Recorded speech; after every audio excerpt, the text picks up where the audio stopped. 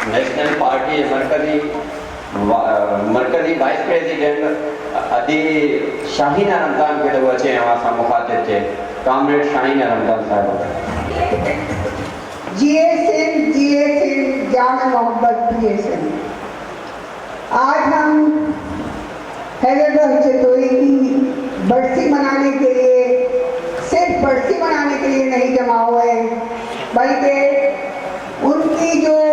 उनका जो रास्ता था, जो मशल वो जला कर गए हैं, उस रास्ते को मजीद हमवार करने की कोशिशों में हमारे यहाँ जमा हुए। साथियों ने बहुत तफसील के साथ उनकी ज़िंदगी पर रोशनी डाली, उनकी जद्दोजहद का आगाह किया, और हम भी एक नस्ल गुजार चुके हैं और आइंदा आने वाली नस्लों के लिए भी उनका रास्ता एक रोशन रास्ता है। जो जद्दोजहद उन्होंने गुजारी वो हमारे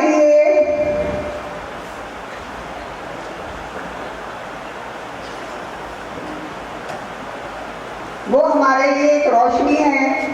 उसकी रोशनी में अगर हम आज की सूरत हाल का जायजा लें तो हारियों की जिंदगी उसी नहज पर है। तमाम जद्दोजहद करने के बावजूद, अपनी जिंदगियां देने के बावजूद, हम ये कहते हैं कि वो दिन भी जरूर आएगा, और ये हम इसलिए कहते हैं कि हमें पूरी उम्मीद है कि नई नस्ल, नई टेक्नोलॉजी और नए रास्तों पर चलते हुए अपनी जद्दोजहद को जदीद तर बनाते हुए कामयाबी हासिल करेगी। हमारे यहाँ, हमारे मुल्क में, हमारे खित्ते में फौजी ताकत को बड़ा मयार समझा जाता है। गुज़िश्ता जंग में हमने बहुत बदले बजाए कि जदीद टेक्नोलॉजी से हमने जंग जीती। हमारे जहनों में कतई ये नहीं है कि हम पड़ोसियों के साथ बेहतर ताल्लुकात रखें, तिजारत की ज़वाबित बढ़ाएं ताकि अवाम की ज़िंदगी बेहतर से बेहतर हो। हम चाहते हैं अमरीकी साम्राज्य जो अपनी असलहे की मंडियों की फरोख्त चाहता है, हम उसका एक हिस्सा बना लें।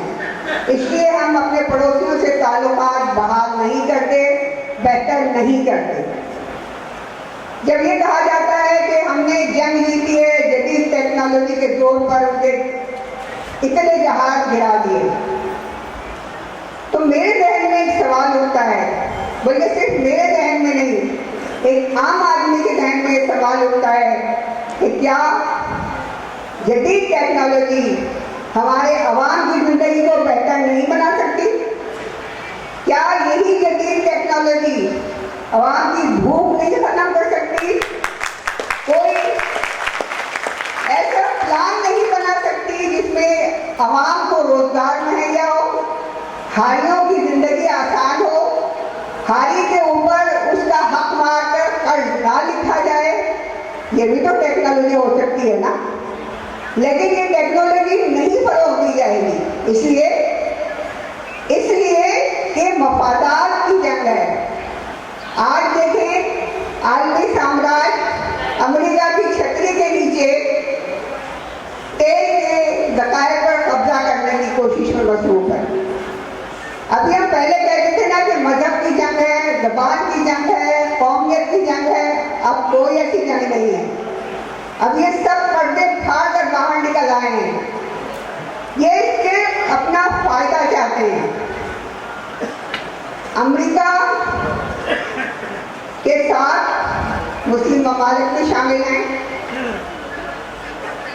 और उसमें कहीं ये नहीं है कि मुसलमान है या ये दूसरे मजहब का है। ईरान के साथ चीन और रूस खड़े हुए हैं जो सेकुलर हैं, और चंद इंसान पसंद ममालिक भी खड़े हुए हैं। तो ये वाज़ेह हो गया है कि अब वो ज़बान, मजहब और कौम के हवाले से कोई लड़ाई नहीं है। अब सिर्फ अपने अपने मफादात का तहफ़्फ़ुज़ किया जा रहा है। अब हमें ये सोचना है कि हम हमें क्या करना है?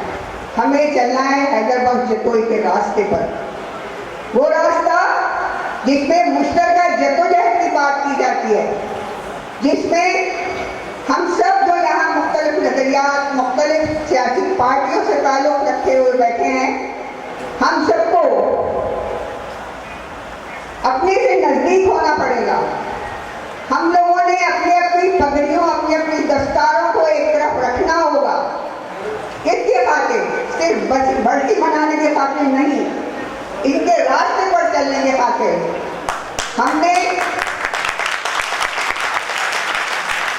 मिलकर मुश्तरका मसाइल के ऊपर अपने आप को जमा करना होगा और एक आवाज़ में अपने आप को आगे बढ़ाना होगा। और जब तक हम मिलकर कुछ नहीं करते, हम इसी तरह बिखरे रहेंगे और हमारी ताकत, जो एक बहुत बड़ी ताकत है, जिसका इजहार हमारे मोहतरम हैदराबाद जतोई भी कर चुके हैं। उनके ख्वाहिश थी, उन्होंने जेलें और अज़ियतें इसलिए बर्दाश्त की कि हम वो रास्ता अपनाएं। बहुत शुक्रिया।